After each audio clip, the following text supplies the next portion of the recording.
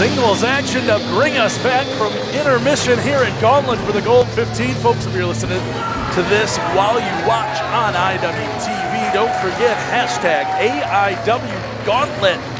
Join the conversation on Twitter. And Nathan, a couple of guys here who are looking to get some momentum going into the Gauntlet tonight. And I gotta think that these guys have in the back of their mind, they don't want this one to be drawn out. Yeah, you want to get this over quickly, and right now, I'll tell you what, I think we're looking at one of the favorites for the Gauntlet for the gold. An agreement from both competitors will be contested under intense rules. Oh, under intense rules, perhaps trying to accelerate that process, as you said, but I think Derek Dillinger is one of the favorites in the Gauntlet. He's coming in here, had some nice singles wins of late. The last time we were here at the Tadmor Shrine over Riley Rose, and then the big win over M-Dog Matt Cross at the Odeon and Eyes of the Beast. And he was the last man standing on his team at Cibernetico, outlasting 14 others before Dom Guarini choked him out to earn the title shot against Matt Cardona. But he had a video earlier today. He said he is double featured Dillinger. He's not only going to beat Chase Oliver, he's going to go win the Gauntlet for the gold and take the titles from Matt Cardona. And I'll tell you what, I think we are looking at a future AIW champion, a guy who can wrestle any style, speed, agility, power. Dillinger's got it all, as you see the Hurricane Rana there. Oh, he is out to prove that he can go speed-wise. And it's one thing to say you've got some agility, it's one thing to say you move well for a big man, but to try to keep up that pace with Chase Oliver is a huge undertaking. And there we saw Derek briefly got the advantage on Chase Oliver, and they're right there. Ziggy Haim up on the ring apron. And it's intense rules. She can intervene whenever she wants to. There's nothing that they're able to do. And Dillinger almost took her out there. Oliver, Smarty rolls him up. Kicks out at one. Quickly out of the way, but that baseball slide right through the shin of Derek Dillinger. One count.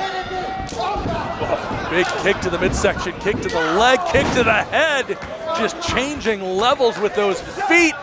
Red Star press. Hooks the leg, 2 count. Incredible standing shooting star right there on top of him. And you look at Dillinger getting to the outside. And when they fought, these two hooked up a little bit at Cibernetico. And Oliver hit him with a drop kick that Dillinger was talking about days after. So he has respect for the striking ability of Chase Oliver. But Oliver's a guy, when you look at great body, great flyer, great finisher. He's charismatic, but he's dealt with some injuries in the past. The question is, can he overcome those? And when you have somebody like the Neon Tarantino, you know he's going to exploit whatever vulnerability he thinks Oliver may have, and they're posing for the picture right there. Double feature Dillinger and Ziggy Haim. Well, and if you think that was coincidence, Derek and Ziggy were very animatedly talking on the apron, nodding from Dillinger to Ziggy. That was absolutely set up from the go while they were standing together on the floor. There's no doubt. And do you think it's a coincidence that he did it facing the camera? The guy's a director. He knows how to get the shots that he wants, and that was the shot that they wanted there.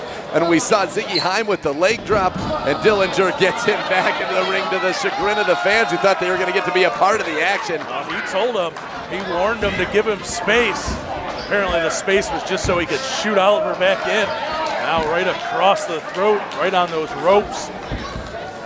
And Dillinger, like we said, we talked about the different styles. You can see him. He is a big, strong man. He has the ability to punish you physically, but his agility is, I think, what sets him apart. And that's why I said earlier, I really think we're looking at a future AIW champion. He wants to be the face of the intense division. It's no coincidence, I don't think, that this turned into intense rules so he can grate the eyes of Chase Oliver along those rings. But I think Dillinger has been hot in 2022. When you think about guys that could be the future, to me, the names that pop up, Dillinger, Bishop, Broner. I think he's starting to climb into that category. And he'll have a chance tonight in the Gauntlet if he can get through Chase Oliver to really make a statement, Wadsworth. And that's somebody I've got my eye on. Now that rear chin lock. He may have wanted to prove that he could be a flyer, that he could be just as fast and agile, but smart on Dillinger's part right now to ground Chase Oliver. Working that gas tank, making him really work. And a big backbreaker across just the side of Dillinger, using his own body as a weapon there. And we know he's not afraid to use Ziggy Haim as a weapon either. And in an intense rules match, that's all legal. And so Chase Oliver is a little bit out there on an island with a guy who feels like he never lost at Cibernetico. He told me, did I tap out? Did you see me quit?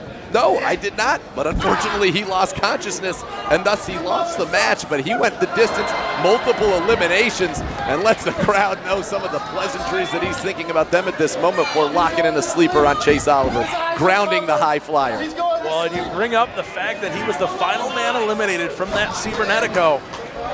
And you got to think somewhere in the back of Derek Dillinger's head, he has to be thinking about the fact that if he is not the last man eliminated, if he eliminates Dom, if he wins it, he's wrestling Matt Cardona tonight for the absolute and intense title. I know he's been thinking about it. He told me he has been thinking about that, and it has been eating at him. He said, look, I can do, as he mentioned, the variety of styles. He went toe-to-toe with Dom Guarini, and that was a slugfest at the end of that Cibernetico, an hour into it. And Guarini with the submissions was able to get him. But I'll tell you what, Dillinger thinks he absolutely has what it takes to get to the top of the mountain, and he is going out every time to prove it with the high jumping elbows. Look at that explosion off the mat and then down into the sternum of Chase Oliver for a 2 count. And the one thing that Derek Dillinger has to be aware of, I just hope for his sake he's not looking ahead from this matchup. Like we said, we know he's in the gauntlet. He was one of the 12 guys that was revealed already. We talked about the fact that he came up short, that he could be challenging for the Absolute and Intense titles tonight. He knows that the winner of the gauntlet goes on to Absolution to challenge whoever has the Absolute title at that point. Oh, and Ziggy Haim once again choking Chase Oliver. And you talk about overlooking, I don't think so. It looks like they have a pretty well-coordinated game plan and attack, and you wonder at whose behest was this made an intense rules match, Wadsworth? Was that Dillinger's plan all along so that Ziggy Haim could just intervene at her freedom whenever she wanted to? Kind of the way that we saw at Eyes of the Beast when it was made an intense rules match between Josh Prohibition and Matt Cardona, allowing Chelsea Green to play a role. Oliver's going to have to defeat 2 people, and when you put drop kicks like that in the corner, you've got a chance. Rolls Derek out, hooks the leg, 2, no. Only a 2 count as Dillinger able to power up. But did you notice that as soon as he got kicked out, what's the first thing Oliver did? Where's Ziggy Haim? He's thinking about 2 people, and it's hard enough to beat Dillinger if you're completely focused on him. But when your focus is divided between him and Ziggy Haim, I don't see how Oliver's going to be able to overcome that. But we know it just takes one Death Valley driver and a shooting star press, and maybe he can do it. And the huge Bubba bomb right there from Dillinger. Full Nelson bomb rolls him up. What a creative pin right there from Dillinger that's allowing him to keep that moment. The clubbing blows, and you can see Oliver looking like he is out on his butt right there. Well, and the clubbing blows were set up by that ear clap, and it's a whole lot of problems for a high flyer if their equilibrium and their balance is completely thrown out of whack. What a student of the game, and also a Dr. Wadsworth. You're exactly right about that. He's got him up right there, and he's looking for that roll-through slam, and he hits it. And that's the agility from Dillinger. Sharing, again, not happy, and a huge springboard moonsault from the second rope. Cover hook of the leg, 2, no. Another 2 count. You got to give it to Oliver at this point, though. His resilience is something to see. But you know the move I'm looking forward to, if he hits it, that'll be tough for Oliver to get out. That was it, too. He's going to do it again. He's calling for another one, another split-legged moonsault. That sunset flip powerbomb that Dillinger started to cultivate the last couple of shows into the corner has been vicious. But up top, that's Chase Oliver's spot, and he's got him in a bad spot, and a super kick through the legs. Nowhere to go. Powerbomb out of the corner. Diving over, hooks the leg, center of the ring, only a 2 count. A little bit of frustration shown there by Oliver. Knows he was extremely close to pulling that one off. And you bring up that sunset flip in the corner, and we've seen that sit out full Nelson bomb. We've seen the combination slam and moonsault. Both of those have ended matches regularly. Oh my God. puts out Ziggy Heim on her feet. You're right, but Dillinger's kind of split it up lately with some violence there. But Oliver in a bad spot here. Can he get out of it? And he does. I thought Oliver stole the show in that six-way scramble at the Odeon. Can he steal the show right now from Dillinger? He was looking to. Here's that cravat. Ooh, Oliver knew that was a bad spot to be in. Gets out of it. That's just a clothesline attempt. Catches Oliver by the throat, looking for a choke slam. Oliver back elbow underneath. Oh, package pile driver! And Heim into the ring, even though she had eaten that kick on the outside, just providing enough of a distraction. You hear this crowd counting. Oliver had him pinned twice at this point. Oliver puts his hand in the air, but Dillinger also knew he didn't have to expend any energy. There was no official counting. Ziggy with the slap, and Oliver said, I don't want to have to do this, but you keep intercepting. And he's got her up. And Death Valley driver into Dillinger in the corner. He's going up top. Shooting Star Press. He can get a 2-for-1 special here. Got them both there, Ziggy. Wait, oh, Derek just threw Ziggy into the ropes. And it knocked off the balance of Oliver, who was going for the win right there, Wadsworth.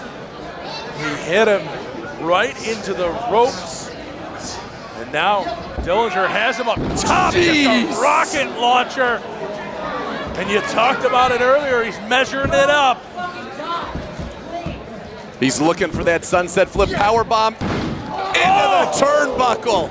And he just so much momentum launches him. Oh, and the knees to the face. And I tell you what, I think final cut, scene over. Dillinger again prevails, Wadsworth, and he's got as much momentum as anybody in this company headed into the gauntlet for the gold, because the team of Dillinger and Heim is a tough one to beat. And I like this. He's turning more into a physical brawler. That sunset flip in the turnbuckles, followed by the double knees to the face. And that's how they do it. Clip it down. Scene over. Double feature. Dillinger, part one of the prophecy true. Can he do it in the gauntlet, Wadsworth, for part two, the second part of the double feature?